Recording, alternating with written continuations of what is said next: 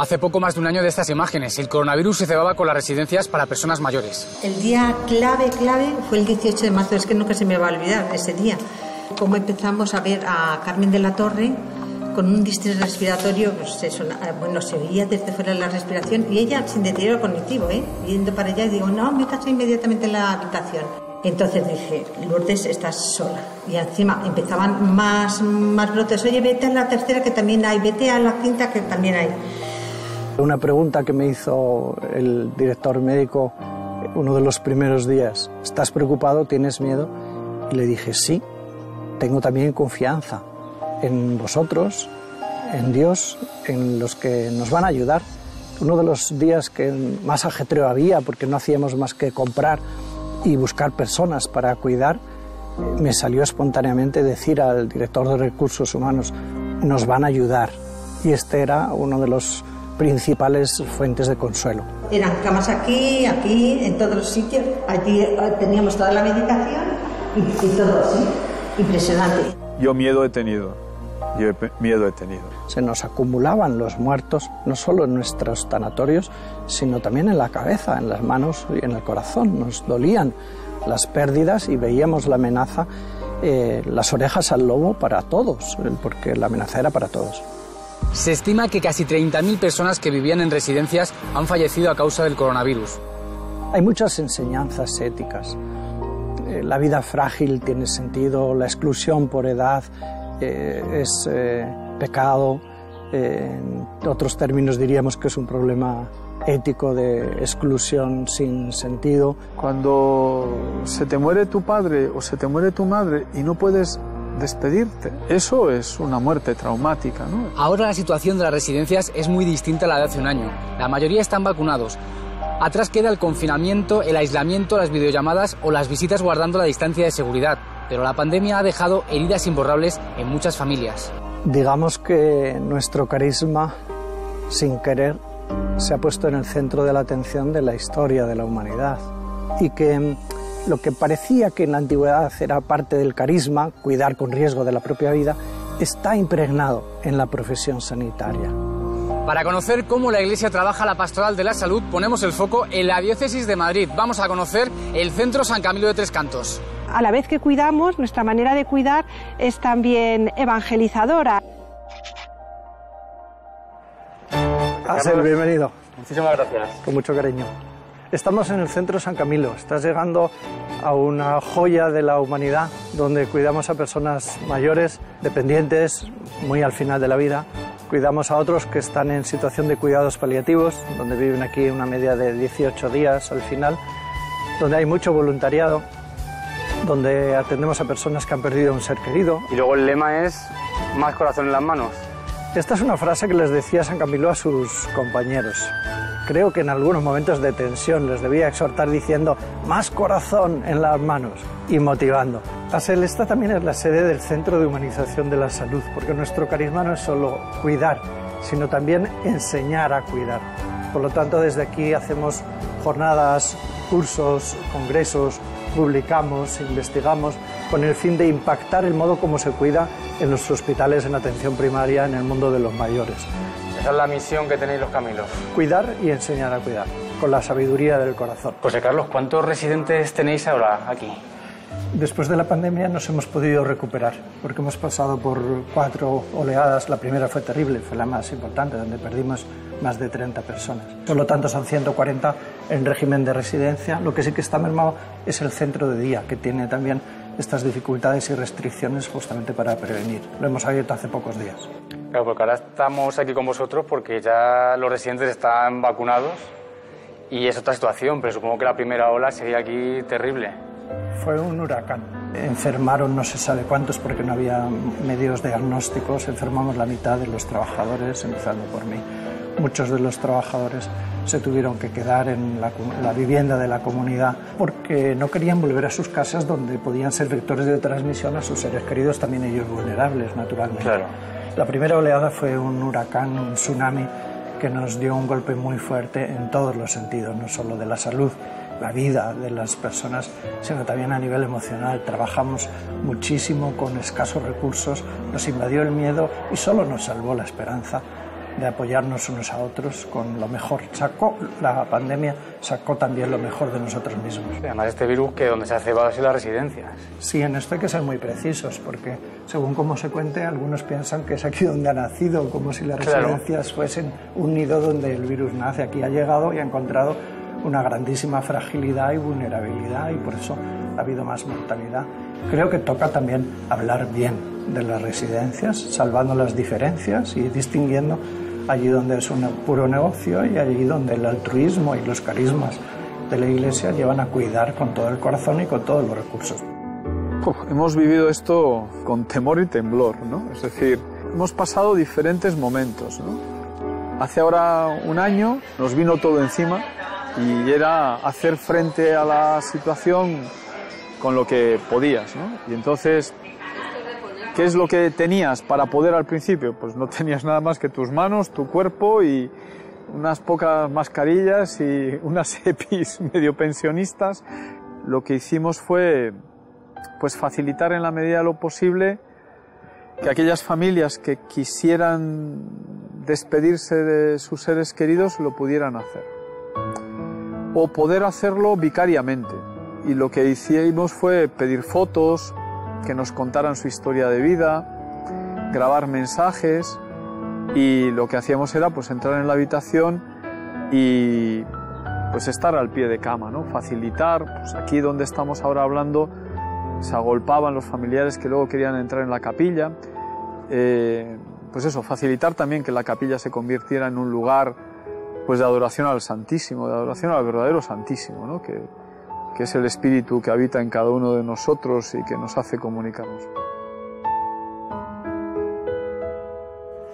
Os presento a Laura, jefa de servicio de residencia, especialmente durante la pandemia, donde en aquellos días trabajaba día y noche, y también ella enfermó y también ella estuvo pues un tiempito, muy poquito, retirado en nuestra propia casa. Veníamos hablando de cómo se fue esa primera ola tan terrible en las residencias y cómo lo vivisteis aquí, en la que llegaron a morir 34 personas. Yo diría que ha sido un tsunami, pero también un momento de mucha esperanza. Un tsunami porque nos revolucionó, nos puso al límite, pero también hemos aprendido mucho de ello. Y luego que esta visión negativa que se ha dado en las residencias ha sido muy poco real, muy poco real. Justamente aquí en este centro hace un año atendíamos a personas que estaban en una situación límite, pero atendíamos salvando vidas. Es decir, muchos conocidos, familiares decían, tenemos a personas en el hospital, no sabemos nada de ellos, creemos estaban en pasillos sin atender. Aquí convertimos esta residencia en un hospital, ofreciendo tratamiento, ofreciendo compañía, permitiendo despedirse cuando alguno estaba en momentos de últimos días, a punto de fallecer, permitíamos despedirse. Intentamos dar lo mejor de nosotros mismos y yo creo que fue un aprendizaje muy positivo. Y volviendo a ese momento de la primera ola, esos primeros días de marzo del año pasado, ¿vosotros habéis notado ya algo en el ambiente, notabais algo en los residentes que podía anticipar lo que iba a pasar? Pues yo creo que no, que nos vino de sorpresa. Es verdad que luego hemos rememorado y hemos dicho, uy, aquella persona pues que en febrero, a finales de febrero, tuvo unos síntomas, quizás era el comienzo de lo que empezaba a suceder. Claro, pero yo creo que una cosa de las que también habría que dejar claro es que el virus, como decía José Carlos, no nace a la residencia, sino que se trajo a la residencia. Claro, las personas que venían a hacer visitas, los trabajadores, o sea, lo traíamos de fuera. Claro, y se trajo a las personas más vulnerables. Aquí, claro, lo que se transmitió parecía que sí, que las residencias eran quienes lo producían y no trajeron, y aquí se visibilizaba más porque a las personas mayores es los menos asintomáticos, los más sintomáticos y los que fallecían. La imagen que teníamos desde fuera de la residencia era solo la fachada, pero nadie nos mostraba el drama que vosotros estabais viviendo en la residencia. El drama, ya no solo el drama, y la supervivencia que hacíamos aquí. porque aquí intentábamos salvar vidas. Aquí poníamos tratamientos intravenosos, poníamos antibiótico, teníamos medicación hospitalaria que la estábamos aplicando aquí. Claro, porque el problema que también teníais es que no podíais ir a los hospitales.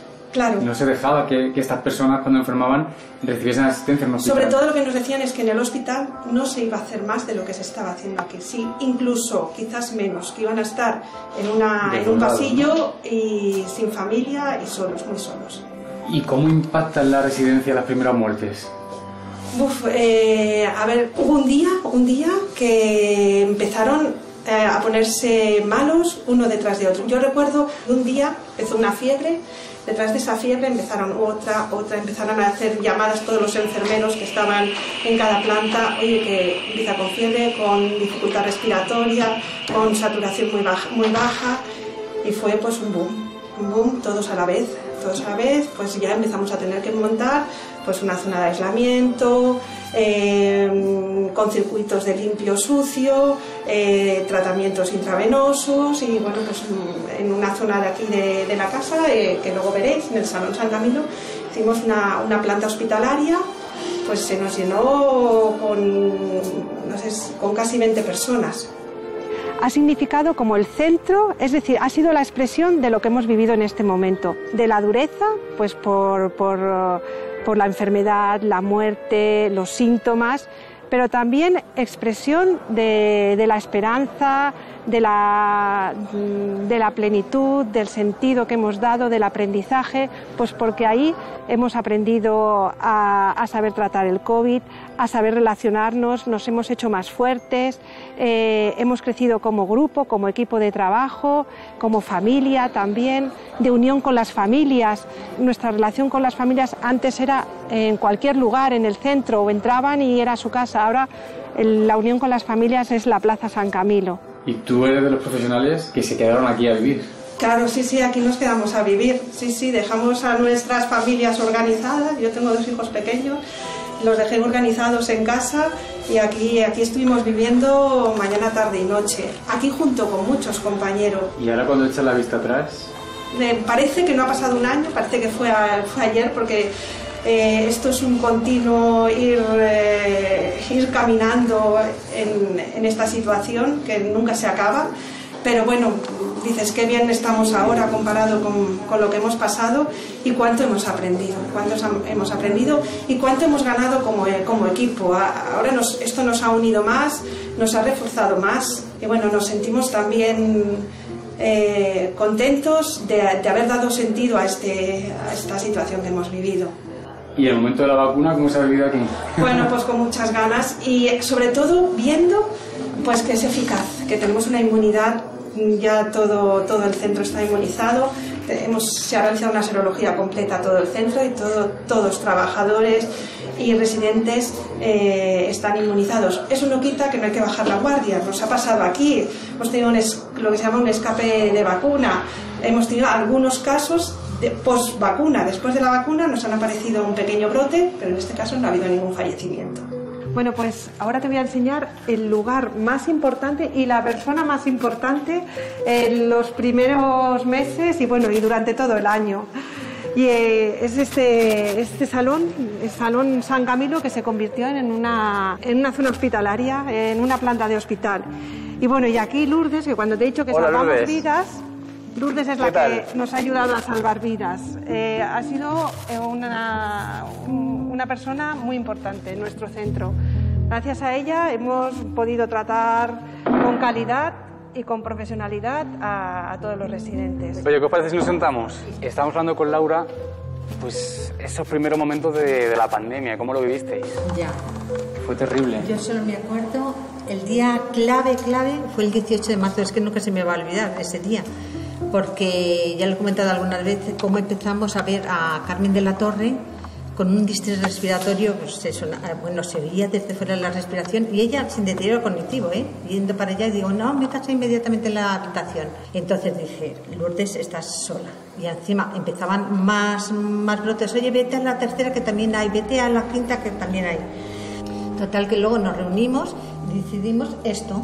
Eran camas aquí, en todos los sitios. Allí teníamos toda la medicación capilla. ¿En el hospital de campaña? Impresionante. Entonces lo teníamos aquí en el centro, habíamos puesto dos auxiliares, una enfermera y yo, y entonces luego íbamos pasando a todo el mundo, a la 1 empezábamos las llamadas, ¿verdad? Que eso era horroroso, porque que se te muera un ser querido sin haberlo visto, sin haberlo despedido, qué horror, ¿verdad?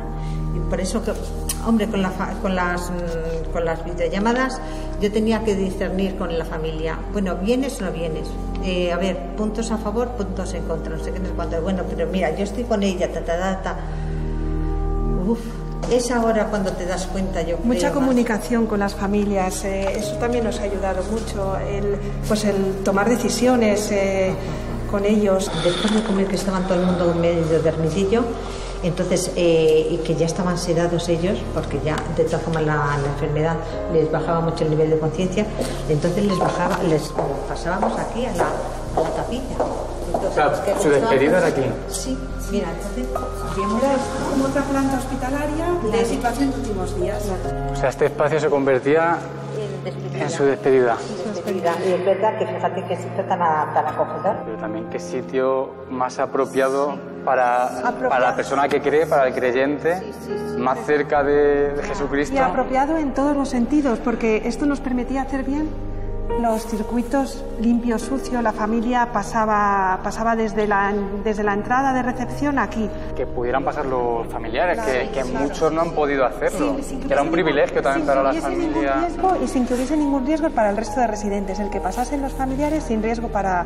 Esto nos lo facilitó la capilla. En varios lugares albergaba a personas que estaban en las últimas horas de su vida y se convertían en un lugar donde los familiares podían entrar a acompañar y a velar también después de que fallecieran, ¿no? Creo que nunca la capilla ha sido más capilla, ¿no? Que los enfermos hayan vivido sus últimas horas, su agonía en la capilla, ha sido particularmente significativo, ¿no? Si en los enfermos nosotros, los cristianos, vemos el rostro mismo del Señor que sufre, estando en la capilla esto era inevitable. Ha habido experiencias preciosas de personas no creyentes que han cogido de la mano a quien se encontraba agonizando y sin la compañía de los familiares y han pronunciado algunas palabras desde su no creer que han calificado después de oraciones vicarias, ¿no? en lugar de las familias o en lugar de los propios enfermos. Bueno, pues este mismo lugar, que la Plaza San Camilo, que fue hospital de campaña, también ha pasado a ser el lugar de visitas, zona de visitas, pues porque es una zona amplia que nos permite mantener las distancias. Tenemos por las mañanas y por las tardes visitas. Mira, y os voy a presentar aquí a Isabel, que viene a visitar a su marido.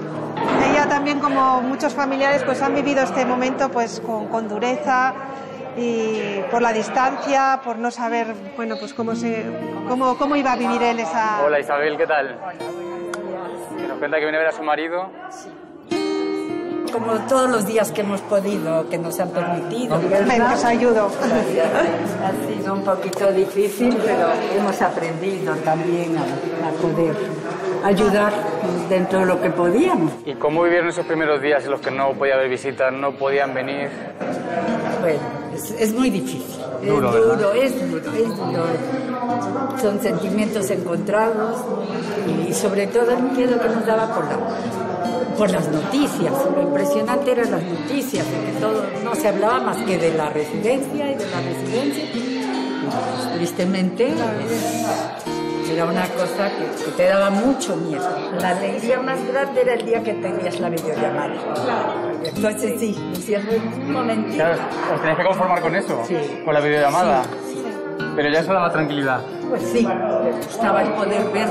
Y ese primer momento en el que después de la restricción pueden venir a ver a su familiar, ¿cómo fue? Muy bonito. Muy ilusionante. Sí. Muy ilusionante, porque a ver, no deja de ser la persona querida, la que tiene uno aquí. Mucha emoción. Una persona importante en la vida de uno. Sí. Y ellos pues quieren. Ellos también están bien esperando a ver la reacción que vamos a tener, los que vamos a venir. Pues otro de los servicios que ofrece San Camilo es el centro de escucha.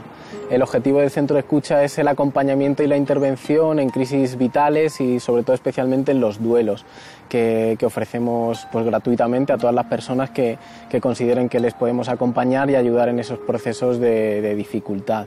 Estamos especializados en la intervención en pérdidas, que este año pues ha sido, la verdad es que un lugar de sufrimiento en el que hemos estado pues muy presentes e intentando poner a disposición pues todos lo que desde el centro de escucha ofrecemos. Lleva más de 20 años en la ciudad de Madrid funcionando el servicio. En los últimos años atendiendo a más de 700 personas al año. La verdad es que sí que hemos tenido mucha demanda, ¿no? Siempre en la ciudad de Madrid. También en la reflexión que se hizo hace años, ¿no? De dónde no podemos llegar, ¿no? Y la opción de dar respuesta allá donde está el sufrimiento, el poder desplazarse y atenderles lo antes posible, ¿no? Y así nace la UMI, la Unidad Móvil de Intervención, y a partir de allí pues el servicio que presta es efectivamente este, ¿no? Ir a los lugares de urgencia donde ha habido una crisis, donde ha habido un sufrimiento muy grande, muy inmediato, y poder acoger y empezar a acompañar en ese momento crítico. La experiencia de acompañamiento en duelo, en la cual poder hablar, expresar los sentimientos, expresar la rabia, ese sentirse abrumado, superado, hace un enorme bien. ¿Por qué? Porque luego te permite poder estar en los espacios en los que has estado con la persona perdida y encontrar algún sentido a todo eso, ¿no? Pues poder acompañar ahí ha sido muy importante. Vamos a pasar ahora al gimnasio y os presento que por cierto yo a mis apuntes, gracias, a Josefa Martínez Buitrao. Hola Josefa, se llama como mi abuela. Igual, las pepas abundamos mucho. Pero ella es de Solera. Porque Sí, ¿cuántos años tiene? Yo tengo 91. ¿Has visto 91. La carcasa está muy bien, ¿a que sí? Y solamente la carcasa. La doctora lo sabe mejor que nadie. ¿Y cuánto tiempo lleva aquí, Josefa? Pues llevo 8 años entre pitas y plantas. Pero desde que pidió el ictus, que eso fue lo que me dejó hecha polvo. ¿Y cómo se vive aquí en San Camilo? Yo vivo muy bien, parece que viene a dar la residencia. ¿Y qué diferencia San Camilo de otras residencias? Yo creo, vamos, y me dice si me estoy equivocando, el trato más personalizado, fíjate. Muy personal, sí. Pero más humanizador, no personalizado, que eso está Cuando estás nerviosa te tranquiliza, cuando tienes algún problema, hablas con el psicólogo, eso es un encanto, Pablo. Te dan muchas opciones. Yo, por ejemplo, quise hablar con el psicólogo y le dije, yo no bajo a las reuniones en conjunto, Yo sí quiero hablar con un psicólogo. No le voy a contar a todo el mundo mis penas. Claro. Y me dijo, no, cada 5 o 6 meses le haré una prueba. Si está usted bien, pues claro, no se va a decir esas cosas. Que verdaderamente se sepa descubrir si tiene algún problema emocional, si tiene algún problema, pues oye, claro. Quieras que no, todo el mundo se va a morir aquí. Entonces... Yo sí, si Dios quiere, que querrá, claro. Voy a quedar aquí para simiente de colientes. Aquí en San Camilo. Claro, porque En mi casa ya. luego además aquí cuando ya lo vemos así que ellos se ponen mal, hacemos voluntades anticipadas antes. Entonces, donde quiere morirse, si se quiere ir al hospital, si se quiere quedar aquí, si vamos a suponer que quisiera una sonda, que quisiera ¿qué? Yo tengo hecho el testamento vital. Eso ¿Usted ha hecho el testamento vital? Claro, lo hacemos aquí todo. Claro. Y está, ya me dijo que está mi señora, Sí. que está ahí apuntado. Yo quiero morirme, no, pero no quiero que me alarguen la vida. Eso es. Claro, que no es café para todos. No, dijéramos, no. Claro. Ni muchísimo menos. La Iglesia entra en este espacio sociosanitario y sanitario con herramientas homologables a cualquier otro servicio. Entonces, lo primero que hacemos es poner negro sobre blanco y detectar la experiencia de sufrimiento.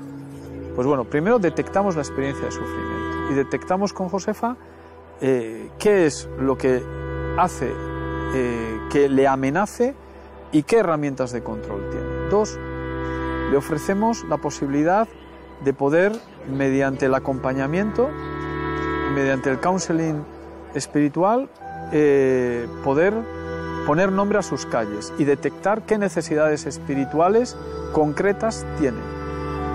3, esas necesidades espirituales van a ser colocadas en la mesa de los compañeros, es decir, donde estará el terapeuta ocupacional, el psicólogo, el médico, la médico, y por lo tanto lo que podremos es marcar un abordaje entre compañeros. Entonces lo que elaboraremos con esta persona será un proyecto de vida, porque aquí se viene a vivir.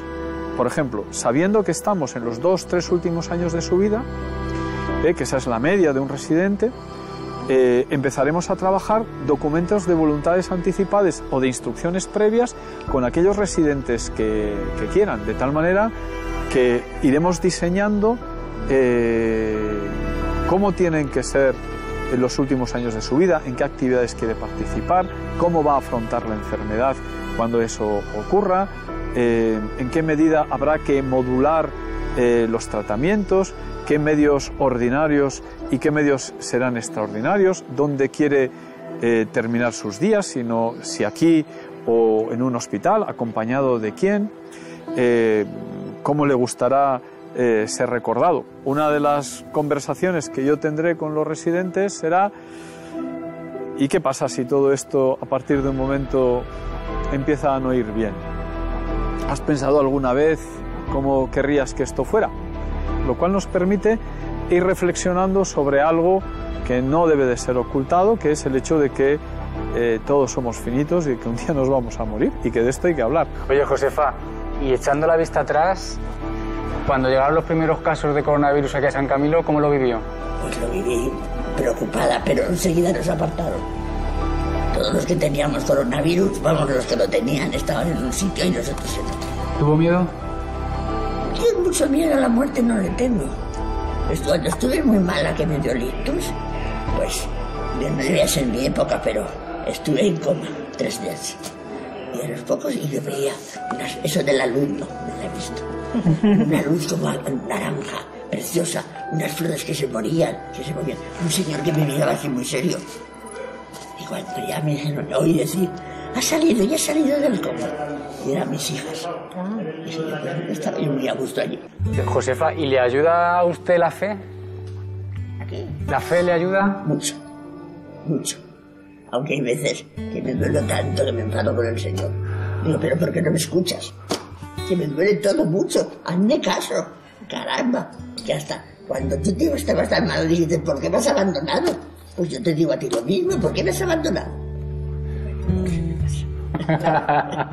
Y luego digo yo, madre mía, si no estuvieras ahí, ¿qué sería de ti si no estuvieras ahí? Josefa es una mujer muy fuerte, de naturaleza fuerte y de espíritu fuerte también. Y ella ha vivido todo este tiempo bastante tranquila, bastante estable, pero sí que se preocupaba mucho por los compañeros. Cuando veía ella, como otros residentes, lo pasaban mal cuando veía compañeros que bajaban a la zona de aislamiento, al hospital de campaña, y bueno, pues tardaban en subir. Cuando veía toda esta situación incluso somatizaba, tenía más dolor, se sentía peor, pero han seguido su ritmo habitual y luego se han sentido muy seguros. Eso nos dicen ellos, que se han sentido seguros, protegidos, eso sí es verdad. Así todo, yo siempre digo que tengo una imagen que no la había tenido nunca, y es encontrar residentes apoyados con la cabeza encima de la mesa, así. Subías a las plantas y te encontrabas algunos así, como cansados de la monotonía, de la situación que vivían, porque eso, compañeros que bajaban a la zona de aislamiento, y algunos no volvían a subir, y ellos sabían que habían fallecido. Se nos acumulaban los muertos, no solo en nuestros tanatorios, sino también en la cabeza, en las manos y en el corazón. Nos dolían las pérdidas y veíamos la amenaza, las orejas al lobo para todos, porque la amenaza era para todos. Vamos a pasar a ver a Ángel, que es un cuidador nato. Él vive cuidando a su mujer. Hola, Ángel. Hola, buenos días. ¿Cómo está usted? Muy bien, gracias. ¿Y usted? Muy bien. Aquí a visitarle, a ver cómo viven en San Camilo. ¿Y cuánto tiempo lleva usted aquí con su mujer? Pues va a ser 2 años. Vino él con su coche. ¿Ah, sí? Sí, porque claro, él es independiente completamente. Lo que hay que fomentar es que salga más, para que viva también un poco su vida, ¿verdad, hijo? Ángel, ¿y por qué se vinieron a la residencia? Pues vine, en primer lugar, porque mi mujer tiene Parkinson, no la podíamos tener ya en casa, entonces solicitamos una residencia a la comunidad y aquí estamos. Lourdes, ¿y cómo es la forma de acceso de los residentes? A través de la Comunidad de Madrid. Ellos les hacen, la trabajadora social les hace la evaluación de la ley de dependencia, se le dan el grado 3 en residencia y entonces ya les ponen una lista y mira, les van concediendo las plazas. Y además tienen que ser con renta baja, no pueden ser con renta alta, claro, porque es para dar a todo el mundo. Y plazas privadas solo puede haber unas 10 o 12, pocas. Aquí tenemos comités de todo, de menús, de periodismo, y entonces el de animación sociocultural hacen esto, ya luego entre amigos, y entonces siempre hay una persona nueva que van a hacer la entrevista. Aquí estamos, con su mira su mujer. edad, ya. Ángel, que usted participa en la revista. Sí, y aparte que luego cuenta cosas muy interesantes. Mira cómo estaba antes la Plaza San Camilo, lo que nos decías de las camas. Eso, pero esta es la segunda ola. Sí. Y además es muy interesante su vida porque trabajaba en un búnker, ¿a que sí? ¿Ah, sí? El búnker de Moncloa. Lo hizo. ¿Hizo el búnker de Moncloa? Sí, a que yo no sabíamos que Yo existía un búnker. trabajaba en una empresa de ingeniería. O sea, que tiene una vida muy ajetreada. Mucho trabajo. Oye, Ángel, ¿y cómo está viviendo usted la pandemia? Hombre, no es agradable, primero por las mascarillas y por que tenemos que estar aquí enclaustrados. ¿Tuvo miedo el año pasado? ¿Miedo? No. Yo he pasado ya muchas cosas, muchas vicisitudes por la vida para tener miedo de la pandemia. Aparte de que aquí nos controlaron bien para que no nos pudiéramos coger. O sea, con relativa tranquilidad, ¿lo vivieron? Sí. Sí, nos hicieron varias pruebas y siempre hemos salido negativos. Y luego ya con la vacuna, las 2 veces que nos han vacunado, pues bien. Fíjate, es que esto es un problema ético, eso de dejarles confinados en la habitación no cabe en mi cabeza tampoco, ni en el espíritu de San Camilo, con lo cual siempre estaban en la planta, y menos mal, porque por lo menos tenían ese contacto. Fíjate, imagínate dentro, una habitación, gente con deterioro, vamos, claro, es que se vuelven... No podías, y aquí conseguiste tener zonas limpias y... Eso es. Hay muchas enseñanzas éticas. La vida frágil tiene sentido, la exclusión por edad es pecado, en otros términos diríamos que es un problema ético de exclusión sin sentido. Digamos que nuestro carisma, sin querer, se ha puesto en el centro de la atención de la historia de la humanidad. Ahora todos nos interesamos por la salud.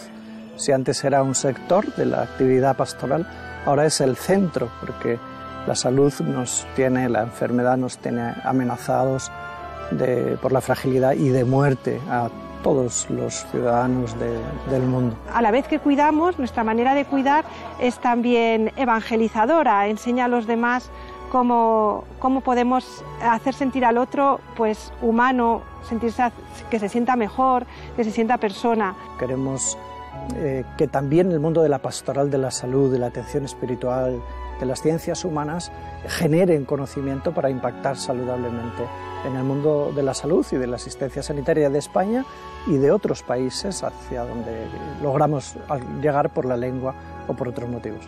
Para mí es sentido de vida, es familia, es profesión también y es plenitud, Ha sido una experiencia dramática que ha tenido también esta belleza, que es la de cuidar en el misterio de la vida y de la vulnerabilidad, y quizás nunca pudiéramos haber dicho de manera tan clara que con el corazón puesto en las manos.